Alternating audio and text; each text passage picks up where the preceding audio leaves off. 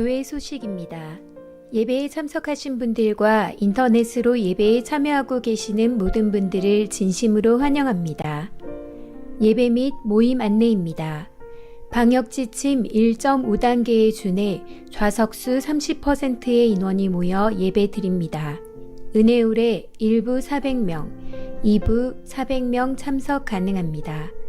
모든 예배와 기도회는 모여서 드리며 온라인 방송도 병행합니다. 새벽 기도회는 온라인 방송을 하지 않습니다. 추후 변동사항이 있을 때에는 즉시 안내해 드리겠습니다. 장립집사 원래회가 오전 2부 예배 후 장막실에서 있습니다. 권사회 원래회가 오전 2부 예배 후 즉시 은혜울에서 있습니다. 학습식 안내입니다.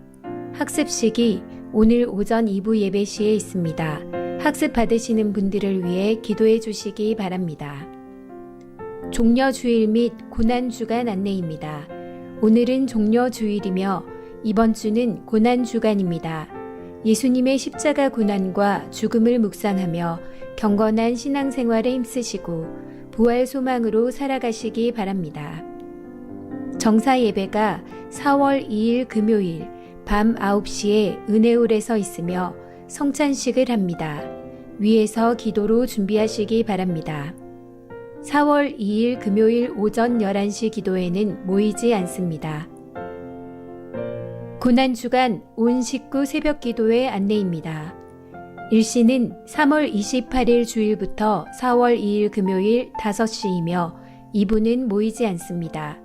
주제는 주님 가신 십자가 고난의 길을 따라 십자가에서의 7원이며 이주영 담임 목사님께서 강사로 수고해 주시겠습니다. 고난주간 온 식구 새벽 기도회에 모두 참석하셔서 예수님의 십자가의 길을 따라가는 은혜의 시간 되시기 바랍니다.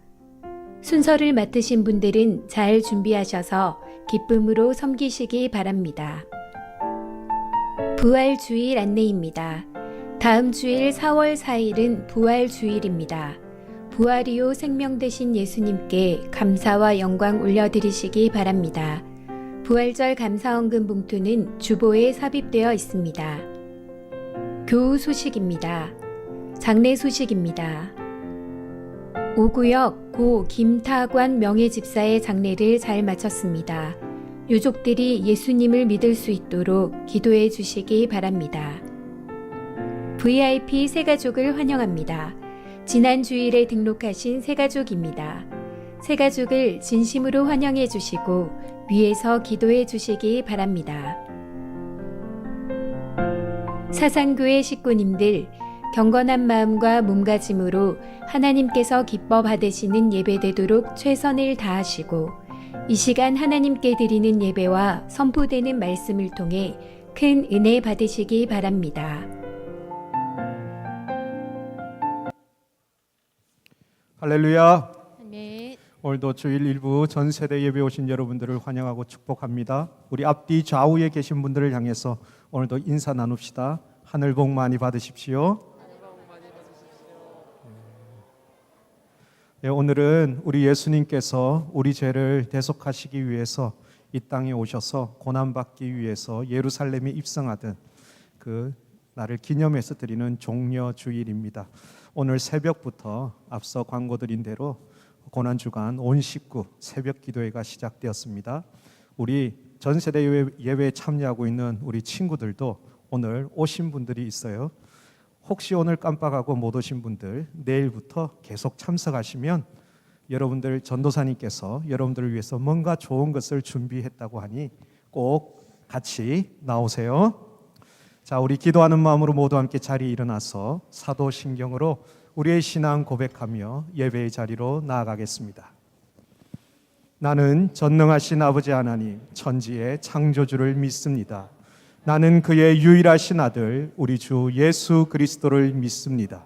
그는 성령으로 잉태되어 동정녀 마리아에게서 나시고 본디오 빌라도에게 고난을 받아 십자가에 못 박혀 죽으시고 장사된 지 사흘 만에 죽은 자 가운데서 다시 살아나셨으며 하늘에 오르시어 전능하신 아버지 하나님 우편에 앉아 계시다가 거기로부터 살아있는 자와 죽은 자를 심판하러 오십니다.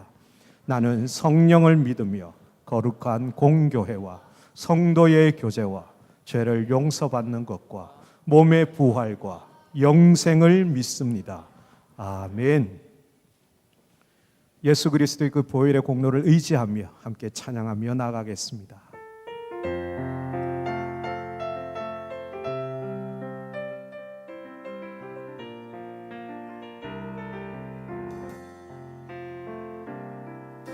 보혈을 지나 하나님 품으로, 보혈을 지나 아버지 품으로, 보혈을 지나 하나님 품으로 한 걸음씩 나가네. 보혈을 지나 하나님 품으로, 보혈을 지나 아버지 품으로, 보혈을 지나 하나님 품으로 한 걸음씩 나가네. 존귀한 주 보혈이 내 영을 새롭게 하시네. 존귀한 주 보혈이 내 영을 새롭게, 존귀한 주 보혈이, 존귀한 주 보혈이 내 영을 새롭게 하시네. 존귀한 주 보혈이 내 영을 새롭게 하네. 보혈을 지나 하나님 품으로, 보혈을 지나 하나님 품으로, 보혈을 지나 아버지 품으로, 보혈을 지나 하나님 품으로 한 걸음씩 나가네. 존귀한 주 보혈이 내 영을 새롭게 하시네. 존귀한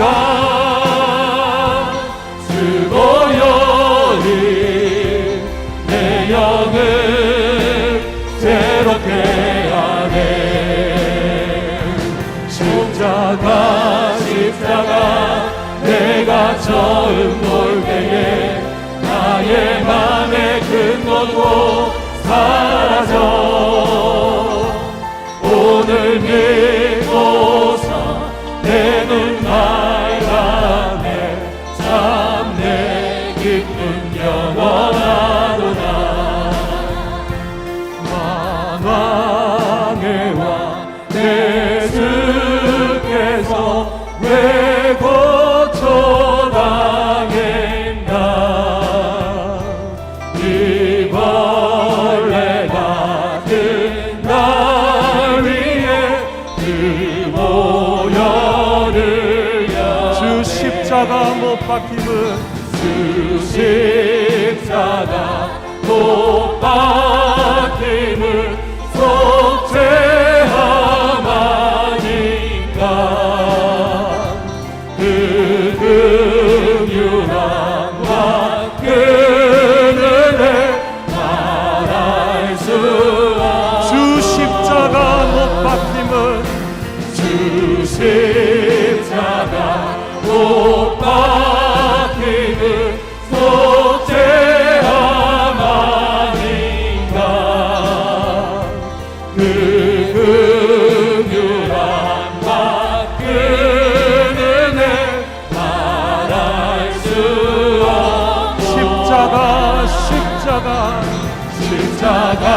십자가 내가 처음 볼 때에 맘에 큰 고통 사라져 오늘 믿고서 내 눈 밝았네 참 내 깊은 영원한 십자가 주를 볼 때에 십자가 내가 처음 볼 때에 나의 맘에 큰 고통 사라져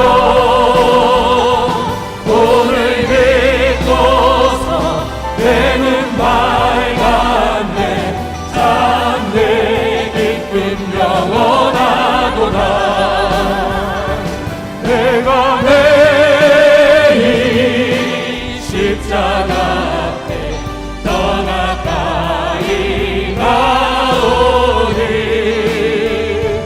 구세주의 흘린 보배 피로써 나를 정케 하소서 내가 매일 십자가 앞에 더 가까이 가오니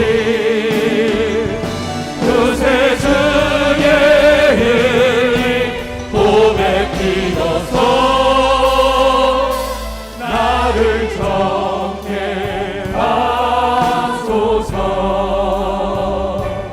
내가 매일 십자가 앞에 더 가까이 가오니 구세주의 흘린 보배 피로써 나를 정케 하소서 주보여 날 정결케 하고 주보여 날 자유케 하니 주 앞에 내가 예배하는 이 시간 나의 모든 것을 주께 드리네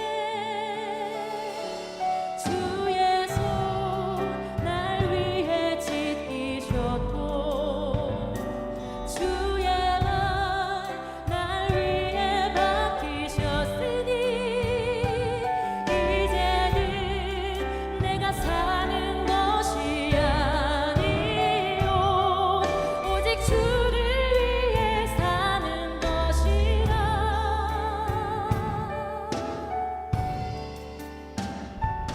주보여 날 정결케 하고 주보여 날 자유케 하니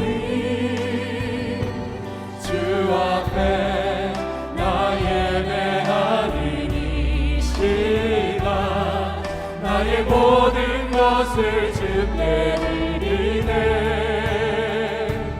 주의 손 날 위해 지키셨고 주의 발 날 위해 맡기셨으니 이제는 내가 사는 것이 아니요 오직 주를 위해 사는 것이라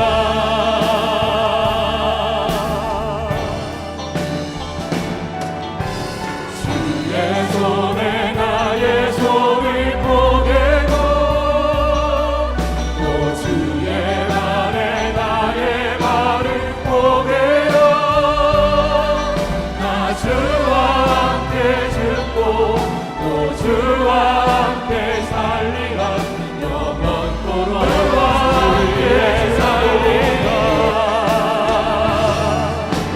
주의 손에 나의 손을 포개고 또 주의 말에 나의 말을 포개어 나 주와 함께 죽고 또 주와 함께 살리라 영원토록 주 위에 살리 주의 손에 나의 손을 포개고 주의 손에 나의 손을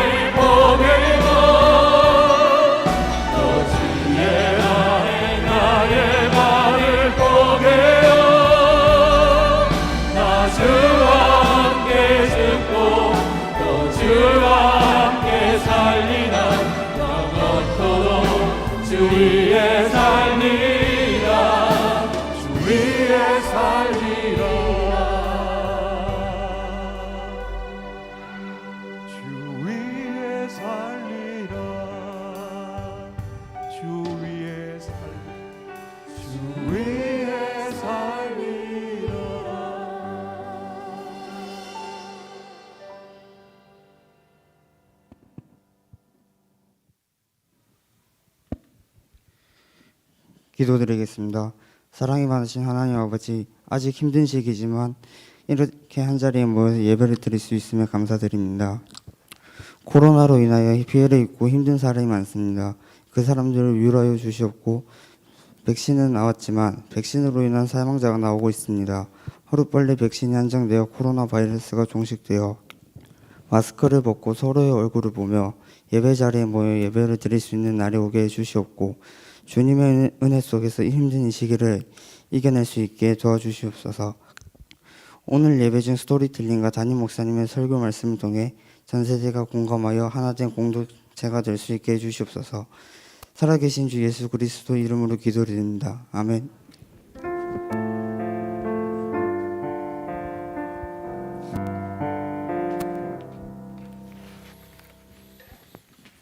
네, 우리 드려진 헌금 하나님께 봉헌하겠습니다. 기도하겠습니다. 사랑과 은혜가 풍성하신 하나님 아버지, 지난 한 주도 하나님이 주신 힘으로 살았습니다. 우리에게 선물로 주신 이 아름다운 봄날을 기뻐합니다. 오늘은 예수님이 예루살렘으로 올라가시어 고난을 받고 십자가에 돌아가신 그 첫걸음을 기념하는 종려주의를 맞았습니다. 예수님의 십자가는 죽음과 멸망의 능력을 깨트리는 권능입니다. 이 십자가를 이 한 주 묵상함으로 예수 믿는 믿음이 더 깊어지길 원합니다. 주님, 식구들이 마음을 모아서 헌금을 냈습니다. 주정 11조 감사와 각종 목적 헌금을 드립니다. 받아주시고 이 헌금이 가는 곳마다 주의 복음이 활발하게 일어나는 복을 주옵소서. 교사로, 안내로, 차량 봉사로, 또 방송으로 주차 중보 구역과 지구를 섬기는 헌신자들에게도 기름 부어 주셔서 날마다 기쁨이 넘치게 하여 주옵소서. 이른 비와 늦은 비로 식구들의 살림을 풍성하게 해주시고 이 땅의 가난한 이들을 넉넉하게 돕게 하여 주옵소서. 예수님이 세상의 빛으로 삼으신 자답게 우리 식구들을 만나는 모든 자가 복을 받는 그 기쁨을 누리게 하여 주옵소서. 특별히 오늘 우리 어린 자녀들 요셉처럼 다니엘처럼 참 신실하고 그리고 지혜를 주심으로 말미암아 이 땅의 사람들을 살리는 하나님의 사람들 되게 하여 주옵소서. 주 예수 그리스도의 이름으로 축복하며 기도합니다. 아멘.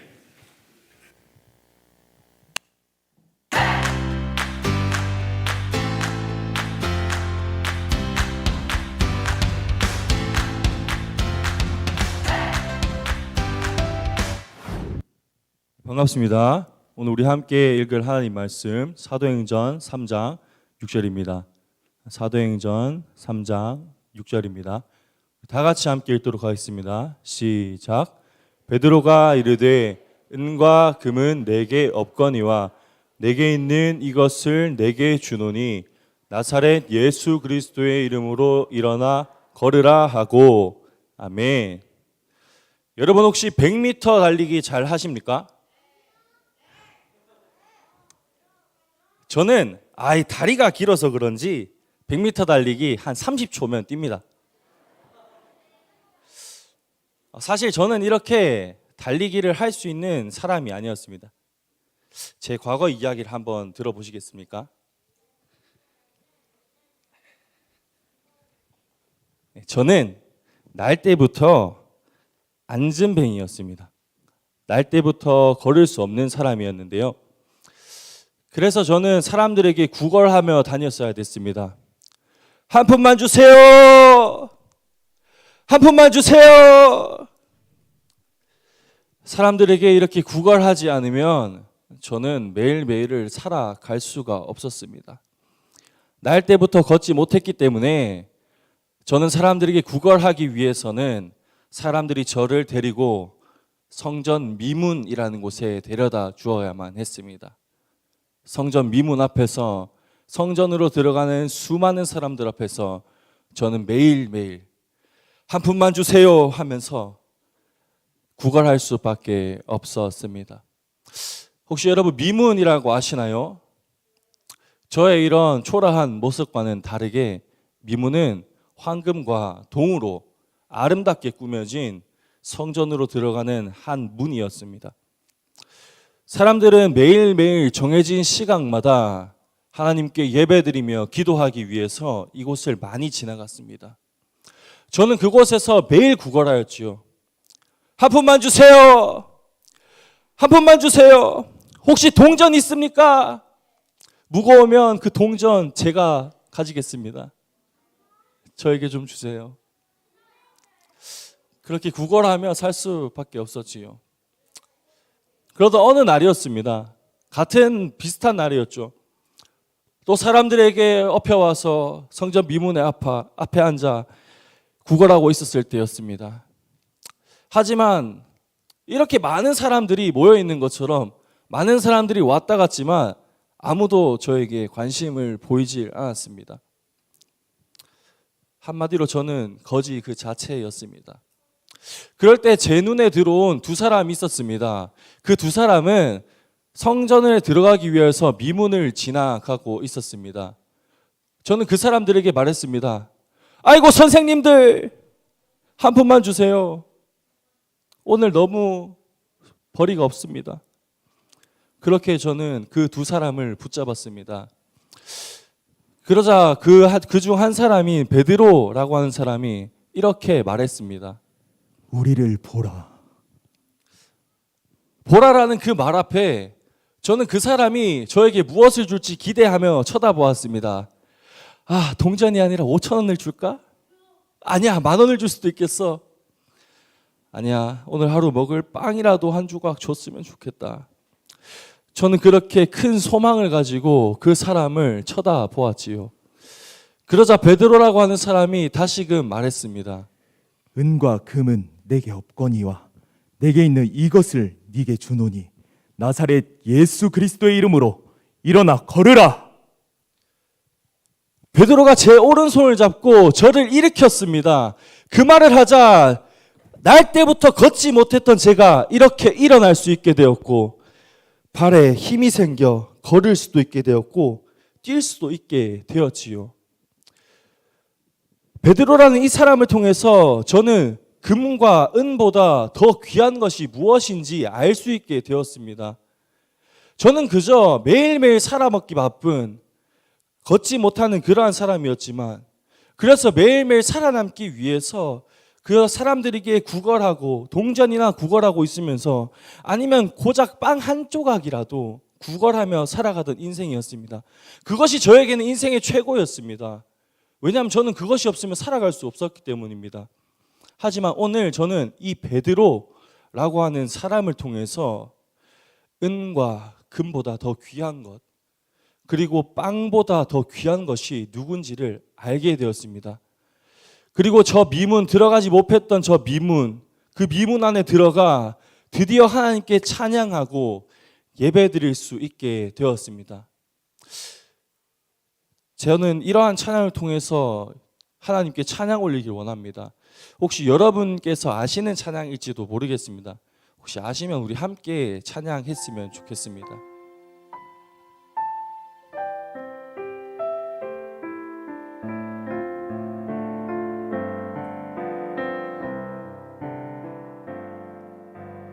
내 안에 가장 귀한 것 예수를 알미라.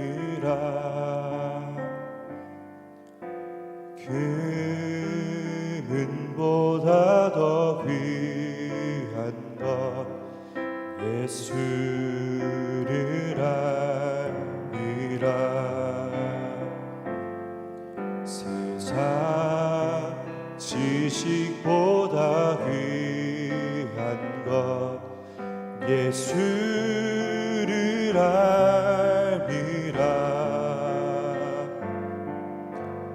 내 안에 가장 귀한 것 예수를 알미라.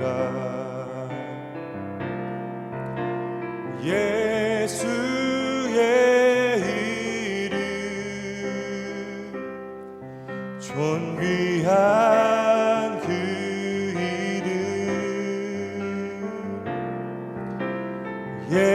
예수의 이름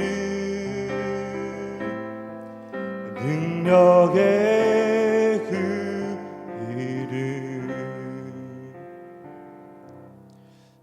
이러한 찬양의 가사의 고백이 저와 우리 여러분들의 고백이 되기를 간절히 소망합니다.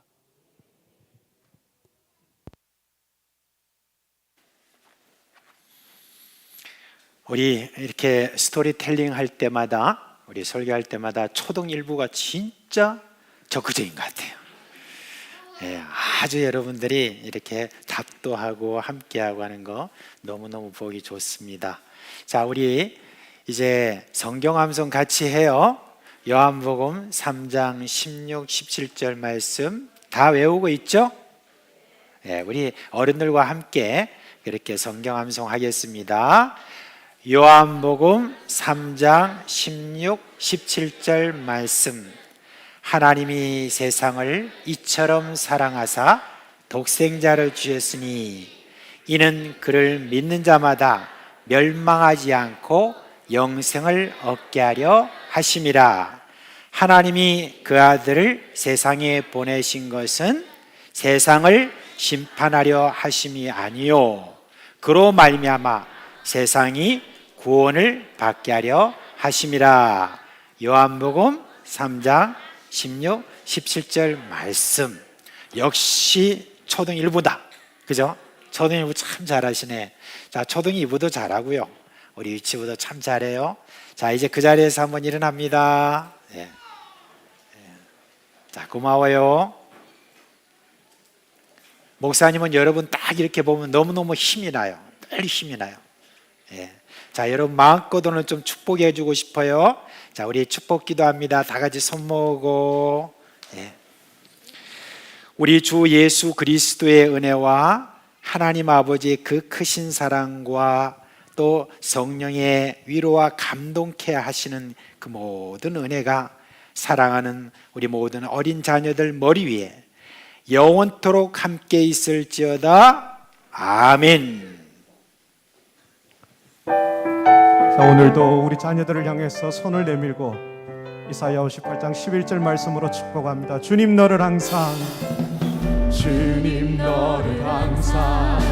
인도하시니 내 마른 땅에서도 너를 만족시키리. 너는 물된 동산과 겠고 마르지 않는 새밭들이.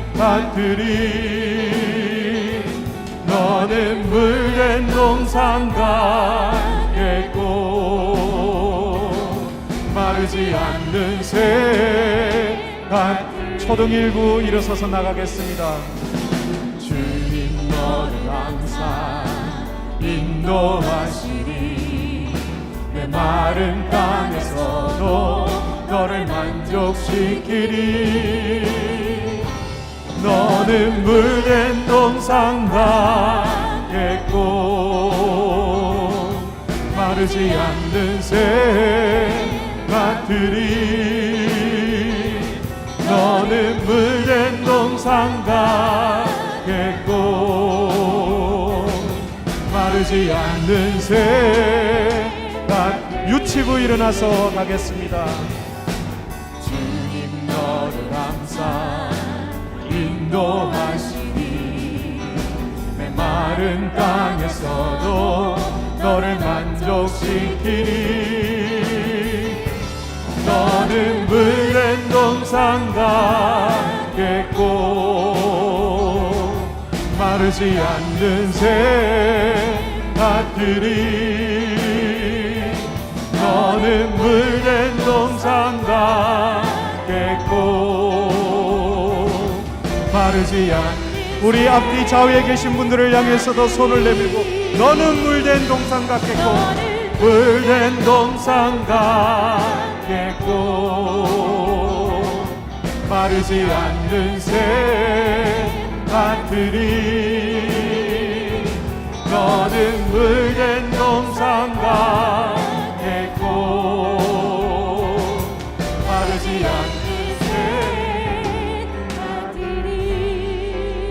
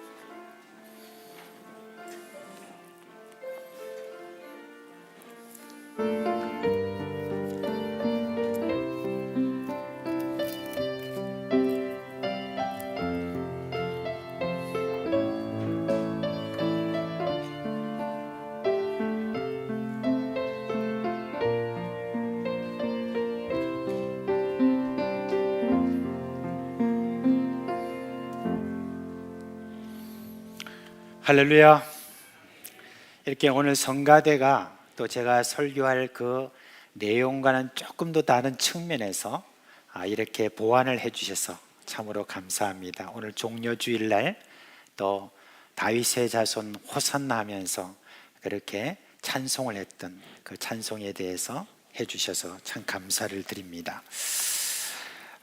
여러분, 요즘 우리 그리스도인들 중에서 참 회개하는 마음으로 반성문을 쓰는 그런 기도 내용들이 있습니다. 그 내용이 참 한편으로는 조금 이렇게 우습기도 하지만 한편으로는 참 뼈가 있는 그런 기도문이라서 먼저 한번 좀 들려드리겠습니다.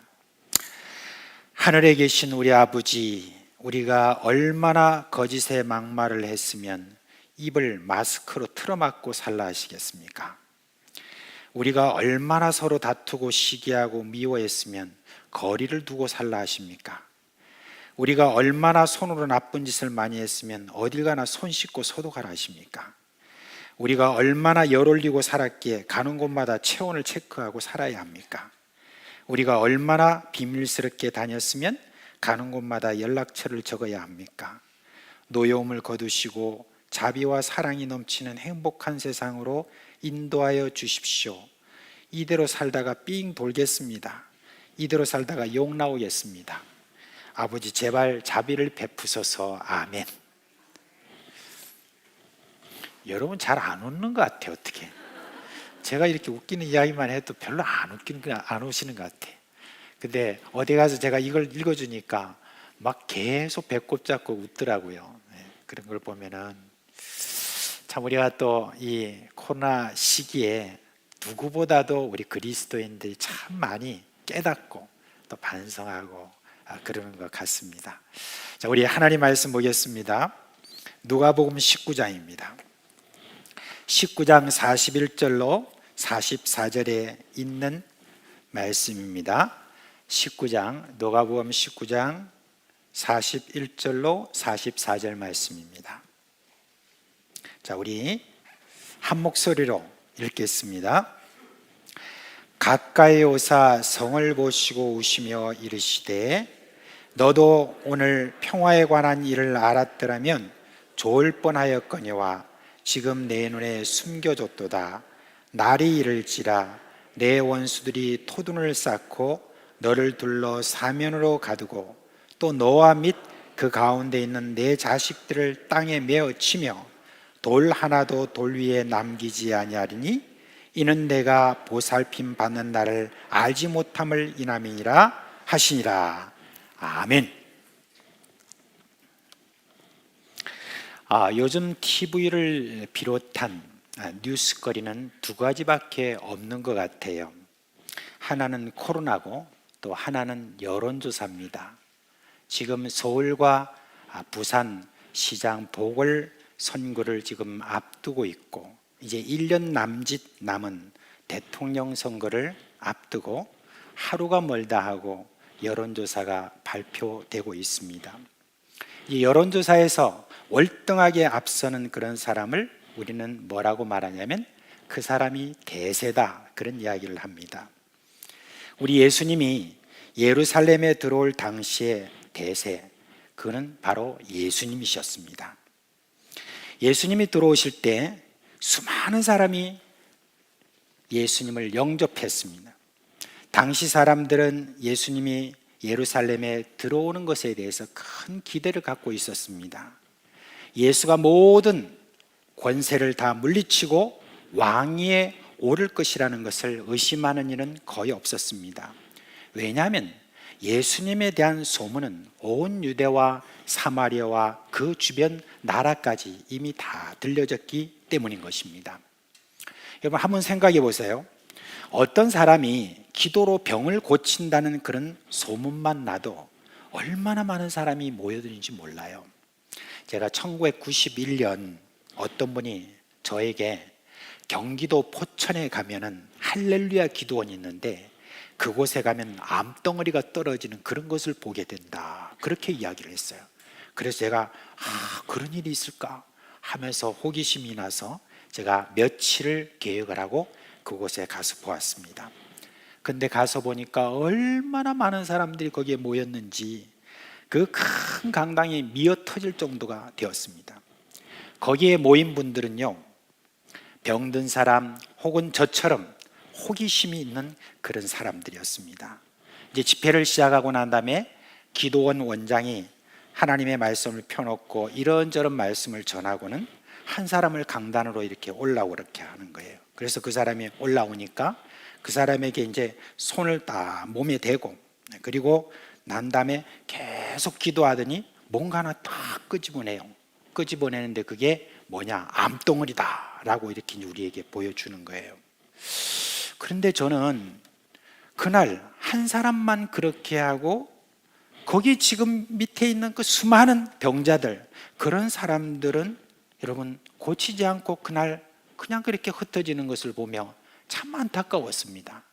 아니, 참 저 사람들은 언제나 저 사람 순서가 올까 생각을 해보니까 저보다도 그분들이 얼마나 안타까웠을까, 그런 어떤 생각을 했는데 며칠 동안 한 두세 사람만 이렇게 그런 식으로 이렇게 병 고친다고 하면서 하는 것을 보고 제가 실망하고 돌아온 적이 있습니다.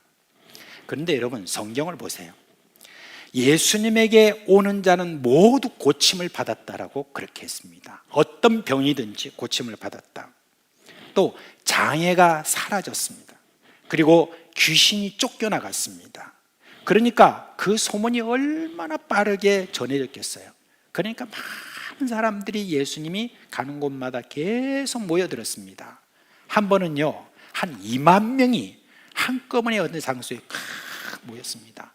여러분, 2만 명이라면 얼마나 많은 수인지 모릅니다. 그 사람들이 모였는데 예수님이 보리떡 5개와 물고기 2마리를 가지고 2만 명이나 되는 사람을 다 먹이고도 12광주리가 남는 그런 기적을 베풀었습니다.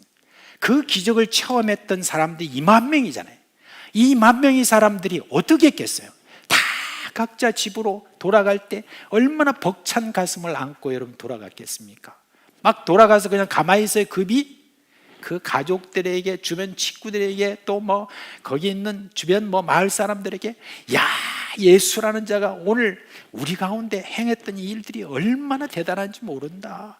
그냥 손에서 빵이 하나 나오는데 또 나오고 또 나오고 하는 이런 어떤 기적들을 우리가 봤다고 하면서 그렇게 이야기를 하니까, 정말 그런 일이 있었어? 그래, 내일 한번 우리 다시 한번 가보자. 그렇게 하면서 친구들, 친지들 다 데리고 그 다음날 새벽부터 예수님이 계신 곳으로 갔습니다. 근데 예수님이 거기 안 계신 거예요.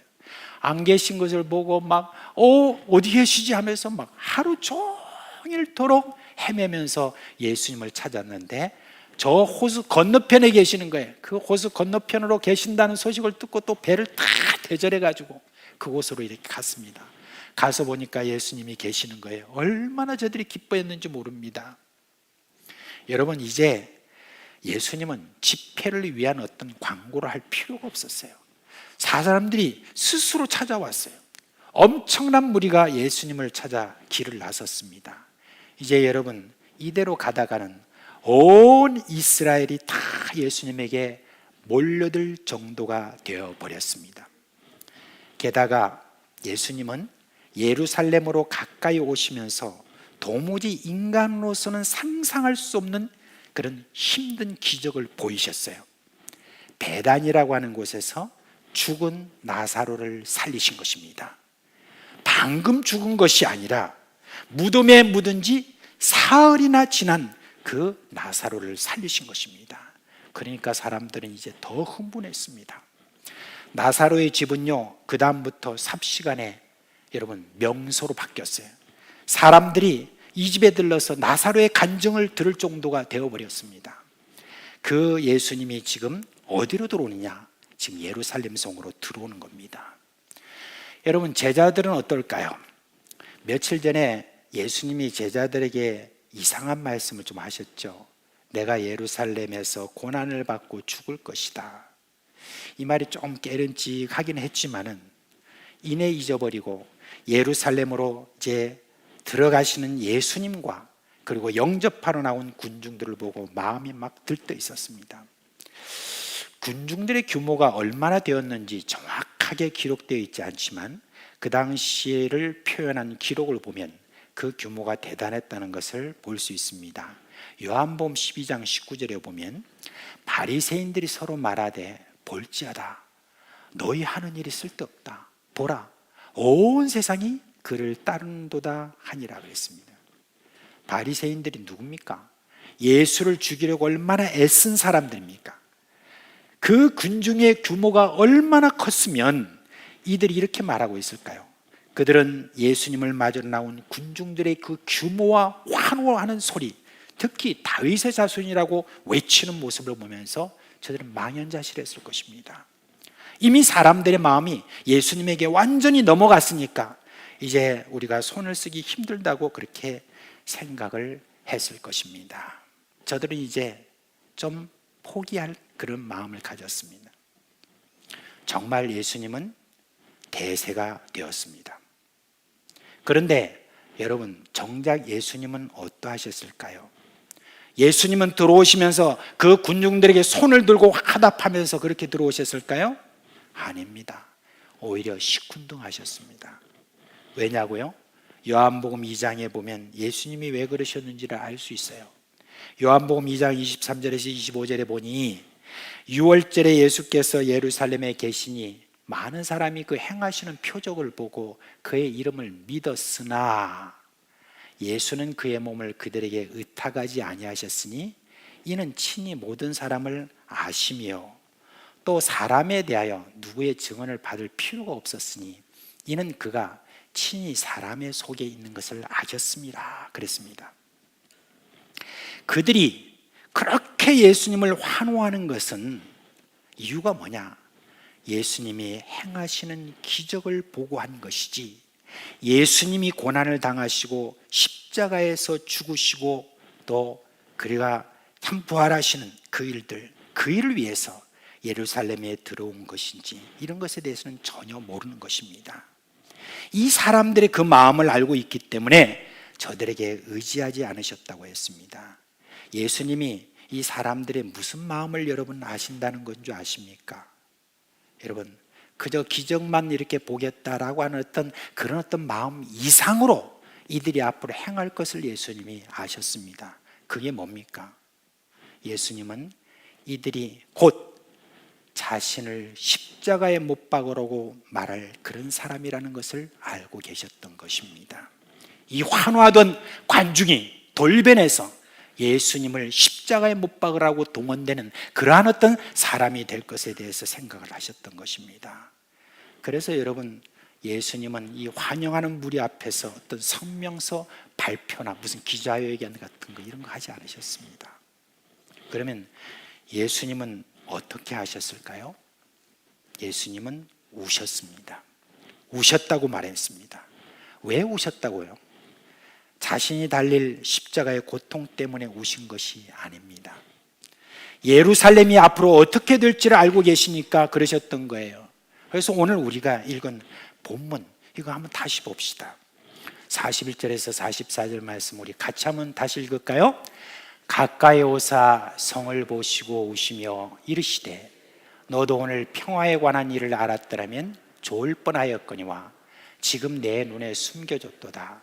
날이 이를지라 내 원수들이 토둔을 쌓고 너를 둘러 사면으로 가두고 또 너와 및 그 가운데 있는 내 자식들을 땅에 메어치며 돌 하나도 돌 위에 남기지 아니하리니 이는 내가 볼살핌을 받는 날을 알지 못함을 인함이니라 하시니라. 여러분, 이 무슨 말씀입니까? 예루살렘 성에게 말합니다. 너도 오늘 평화에 관한 일을 알았더라면 좋을 뻔하였거니와 지금 내 눈에 숨겨졌도다. 예루살렘이라는 말은요, 평화의 도시라는 뜻이잖아요. 그런데 그 이름대로 평화가 온다는 소식을 내가 너에게 전해주면 얼마나 좋겠느냐. 그런데 예루살렘 네가 평화를 맛보지 못할 것이라는 겁니다. 예루살렘 성에 무슨 일이 있을 거라서 예수님이 이렇게 말하는 거예요. 예루살렘 성에 적군이 와서 그 난리를 쳐도 전혀 보살핌을 받지 못할 것이라고 합니다. 어떤 난리입니까?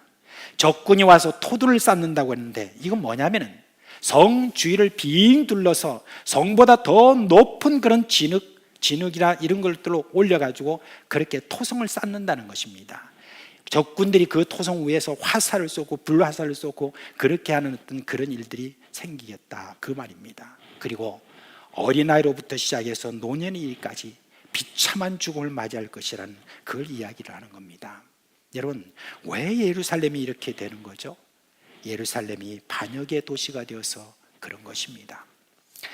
예수님이 멀리서 예루살렘을 보시면서 하신 말씀이 있어요. 누가복음 13장 34절에 보면 예루살렘아 예루살렘아 선지자들을 죽이고 내게 파송된 자들을 돌로 치는 자여 암탉이 제 새끼를 날개 아래 모험같이 내가 너희 자녀를 모으려 한 일이 몇 번이냐. 그러나 너희가 원하지 아니하였도다. 하나님이 예루살렘을 사랑하셔서 그렇게 많은 선지자를 보내어서 그 도시의 이름대로 평화를 주시려고 애를 쓰셨지만 다 거부했습니다. 그냥 거절한 것도 아니에요. 아주 고약하게 거절했습니다.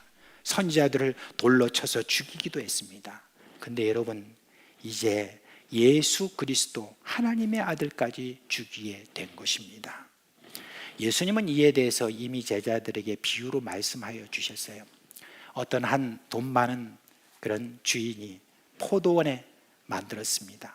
포도나무를 다 심고 그리고 난 다음에 울타리를 다 두르고 그리고 포도즙을 짤 수 있는 그런 틀도 잘 만들어 놓고 농부들을 불러가지고 저들에게 새로 주고 이제 멀리 떠났습니다. 이제 시간이 지나서 열매를 거둘 때가 됐어요. 그때가 되어서 이제 주인은 종들을 보내서 이제 그 새를 받아와라 그렇게 했더니 이 종들이 갔는데 농부들이 그 종들을 다 잡아서 때린 거예요. 이 종들이 와서 우리를 때립디다라고 이렇게 하니까 좀 더 강한 종들을 저렇게 보냈습니다. 보냈더니 이번에는 그 종들을 다 잡아가지고 다 죽여버린 거예요. 이 소식을 듣고 꾹꾹 참던 바로 이 주인이 이번엔 내 아들을 이제 종들과 함께 보내면은 아마 그래도 저들이 새를 주겠지 하는 마음으로 그렇게 아들을 보냈습니다. 아들을 보냈는데 세상에 이 아들이 오는 것을 보고 그 농부들이 뭐라고 이야기했냐면, 야, 저 아들은 우리 이 농장의 이 포도원의 그 주인이니까 우리가 저 아들을 죽이면은 이 모든 포도원이 우리 것이 되겠지 라고 하는 그런 어리석은 생각을 가지고 그 아들까지 죽여버렸습니다. 그래서 예수님이 이 비유를 하시면서 그러면 그 주인이 어떻게 하겠느냐. 그러니까 그냥 바로 대답이 나오는 거예요. 그렇게 되면 그냥 군사들을 모아가지고 그들 농부들을 다 죽이겠죠. 그렇게 이야기했습니다. 그런 것입니다. 예수를 죽일 이 도시가 앞으로 받을 비참한 벌을 예수님이 보시고 우셨다는 것입니다. 그 벌이 예수님의 십자가 이후에 40년이 지난 AD 70년에 일어났습니다. 로마의 티투스 장군이 예루살렘을 초토한 일인데요. 그 비참함은 입에 담기 어려울 정도로 충격적이었습니다. 요세푸스라고 하는 유대 역사가가 이에 대해서 기록한 내용을 조금 소개해드리겠습니다. 한편 유대인들은 모든 출구가 막혀서 해발 760m 산 위에 있는 예루살렘 성 밖으로 도망칠 수 있는 모든 희망은 사라져버렸다. 기근이 점점 심해져서 사람들은 죽어갔다. 옥상에는 못 먹어서 완전히 탈진한 여자와 갓난 아이들로 북적거렸고 길에는 노인들의 시체가 즐비했다.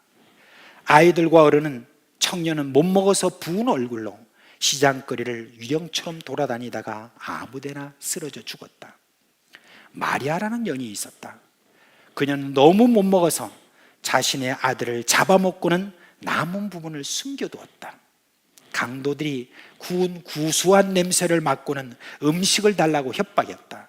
나중에 사람의 고기라는 것을 알고는 강도들은 기겁하고 그 집을 도망쳐 나왔다. 시체가 도시 안에서 썩어 냄새가 진동하자 처리하지 못해서 강도들은 성 밖으로 던져버렸다. 성안 주민들이 그 말을 삼키고 탈출한다는 소문이 들리자 로마군과 강도들은 금을 얻기 위해서 산 사람의 배를 갈라서 그 말을 끄집어냈다. 로마군의 반란군 죽어서 갇힌 성에 탈출하지 못하고 성 밖으로 운반된 시체가 11만 5,880명이었다. 특히 힘없는 하층민은 죽어서 성 밖으로 내던졌는데 그 수가 60만 명 정도가 되었다. 결국 도시 주민은 갇힌 신세가 되어서 전체 총 사망자 수가 무려 110만 명이 되었다. 여러분, 이게 AD 70년에 로마의 티투스 장군이 이렇게 예루살렘을 파괴한 그 참혹한 현장을 이야기한 것입니다. 예수님이 피투성이가 된 채로 십자가를 지고 골고다로 걸려가실 때 많은 여자들이 쫓아가면서 펑펑 울었습니다. 그때 예수님이 여자들에게 이렇게 말씀하셨어요.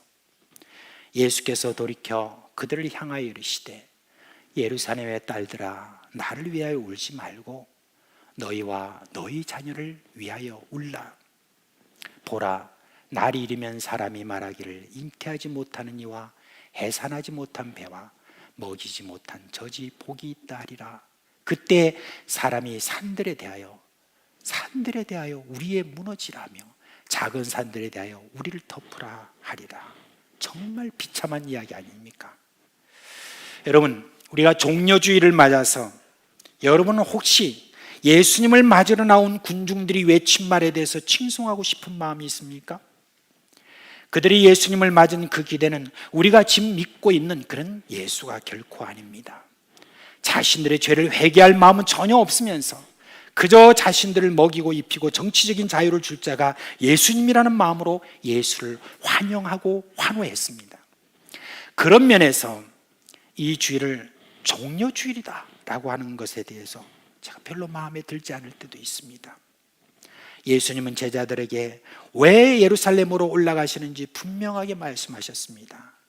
예수 그리스도께서 자기가 예루살렘에 올라가 장로들과 대제사장들과 서기관들에게 많은 고난을 받고 죽임을 당하고 제3일에 살아나야 할 것을 제자들에게 비로소 나타내시니, 예수님이 예루살렘에 올라가신 것은 고난받고 십자가 지러 간 것이지 칭송을 받으러 간 것이 결코 아닌 것입니다. 나귀 새끼를 타고 나타난 바로 그 예수님, 그 예수님을 맞으러 나와 종려나무 가지를 흔들고 자기들의 옷을 길에 깐 그들의 정성이 중요한 게 아니라는 것입니다. 오늘 우리는 예수님이 예루살렘 성에 가까이 오사 성을 보시고 우셨다라고 하는 것, 거기에 더 주목해야 될 때입니다. 오늘 이 시대 대한민국의 모습에 대해서 여러분은 어떤 마음입니까?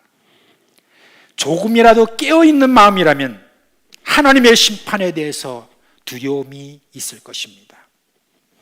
제가 대한민국 바깥에서 살면서 다른 나라 사람들이 제게 염려하면서 물은 이야기가 한두 번이 아닙니다. 무슨 물음인 줄 아십니까? 너희 나라 곧 전쟁이 일어날 것 같은데 어떡하지? 이런 겁니다. 여러분은 지금 우리가 얼마나 위험한 나라에 살고 있는지 모르시는 겁니까? 아니면 불어 잊으려고 하시는 겁니까? 이전 대통령이 우리가 핵을 머리에 이고 살 수 없다라고 하는 어떤 그 말을 한 적이 있죠. 혹 여러분이 별로 좋아하지 않는 그런 사람이라서 그런 말이라고 혹시 무시하는 겁니까? 왜 북한이 이렇게 핵을 개발했냐고 말하면 여러 이유가 있겠죠. 그러나 이것을 기억하셔야 됩니다. 하나님이 이스라엘 심판하실 때 어떻게 하셨습니까? 주변 나라를 강하게 하셔서 심판하셨습니다. 그것을 생각해 보면 우리는 결코 북한의 핵 개발을 여러분 무시해서는 안 됩니다. 남북의 문제라든지 주변 강국과의 문제라든지 그런 것 어느 한 개라도 우리에게 유리하게 돌아갈 것이 없는 바로 이때에 우리는 여러분 정신 차려야 되는 것입니다. 지금 사회 전반적으로 일어나고 있는 현상을 보면 총체적인 위기에 처해 있습니다. 여러분, 저는 우리나라가 왜 이렇게 되었지 하고 하는 가장 크게 충격을 받는 게 있어요. 그게 뭐냐면 출산율입니다. 세상에 0.84라고 해요, 지난해. 이게 뭡니까? 제가 어제도 결혼식 주례를 하면서 당부에 당부를 했습니다. 자매, 꼭 아기 낳으세요. 꼭 아기 낳으세요. 여러분, 지금 생각들이 정말 많이 달라졌어요. 망하는 생각들로 이렇게 가지고 살아가는 그런 어떤 지금 현재 모든 모습들을 이렇게 보게 되면 정말 우리 사회가 어떻게 이렇게 됐나. 남을 속이고 자기만 잘 살겠다고 하는 어떤 그러한 어떤 태도를 가지고 이렇게 살아가는 사람이 사람들에게 존경을 받고 뭔가 부러움을 받는 그런 지금 시대로 지금 가고 있는 바로 이 시대가 이게 정상이 아닌 것입니다. 위기인 것입니다. 그런 위기 속에서 여러분이 지금 살아가고 있어요.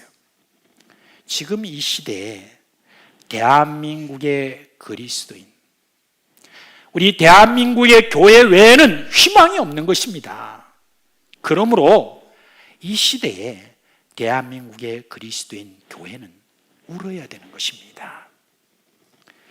여러분, 세상의 종말을 위해서 여러분 울라고 말씀드리는 게 아니에요. 예수님이 가까운 미래에 있을 예루살렘의 비참한 멸망을 보시고 우셨던 것입니다. 우리는 그런 멸망이 우리에게 오지 않도록 하나님께 자비를 구하면서 눈물을 흘려야 되는 것입니다. 그래서 예루살렘으로 골고다로 향하여서 가시던 예수님께서 자기를 위하여서 펑펑 울던 그 여인에게 나를 위해서 울지 마. 나를 위해서 울지 마.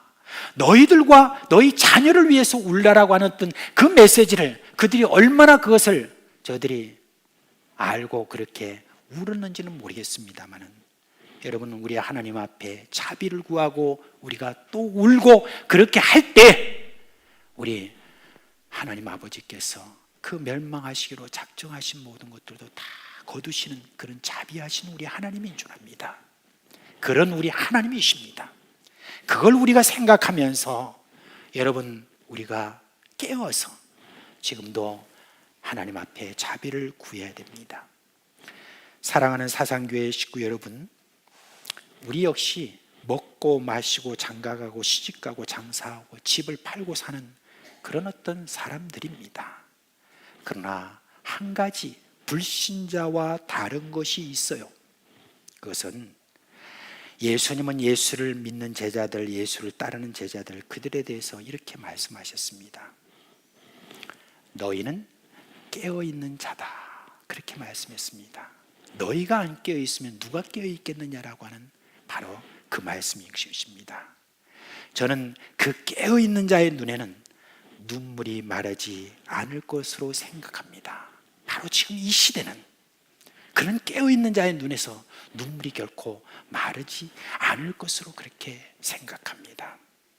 여러분, 이제 우리 주님께 여러분들이 나아가서 깨어있는 마음으로 하나님 앞에 눈물로 그렇게 나간다고 하면은 그 눈물이 결국은 우리 하나님의 자비와 긍휼로 우리에게 임하게 될 것입니다. 예수님의 우시며 흘리신 눈물이 바로 저와 여러분의 눈물이 되기를 우리 주 예수 그리스도의 이름으로 축원합니다. 아멘. 다 자리에서 일어나시겠습니다.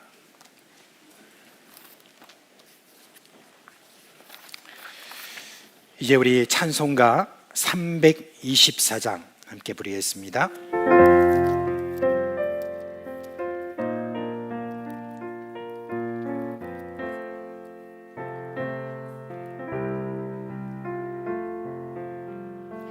예수 나를 오라 하네 예수 나를 오라 하네 어디든지 주를 따라 주와 같이 하려네 주의 인도하심 따라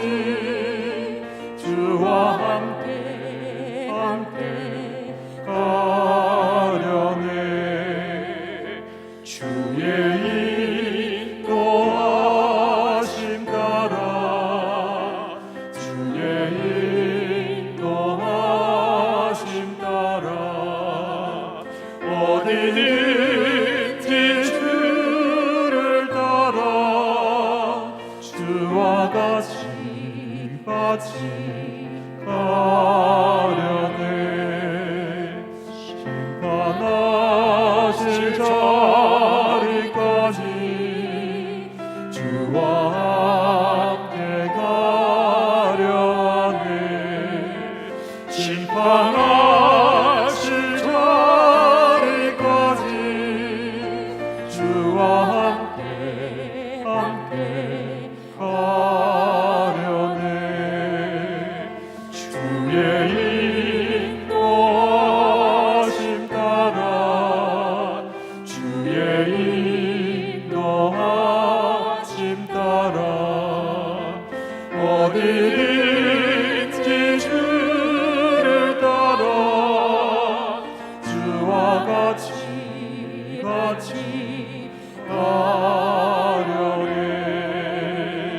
주가 크신 은혜 내려 나를 항상 돌보시고 크신 영광 보여주며 나와 함께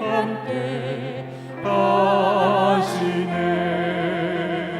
주의 인도하심 따라 주의 인도하심 따라 어디든지 주를 따라 주와 같이 가려네. 우리 주 예수 그리스도의 은혜와 하나님 아버지의 그 크신 사랑과 성령의 우리 가운데 계시면서 일으키시는 그 모든 생명의 역사가 오늘로 참 우리 하나님 앞에 이 땅을 위하여서 참 울기를 원하는 사랑하는 우리 자녀들의 머리 위에와 그리고 그 가정과 생업 위에 영원토록 함께 있을지어다. 아멘.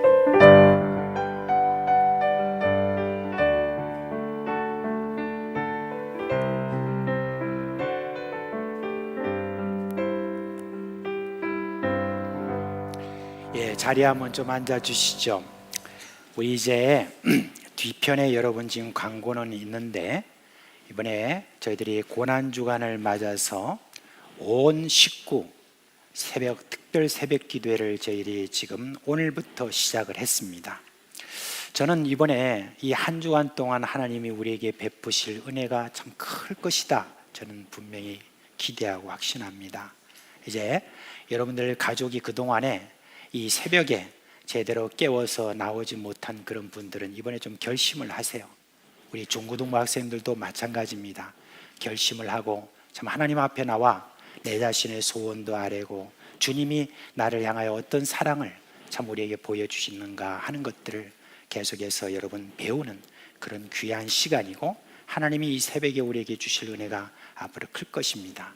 그래서 이 온 식구 새벽 기도에 여러분 다 같이 참여하시기를 바랍니다. 자, 우리 같이 이제 서로 인사하시죠. 샬롬 인사하시죠.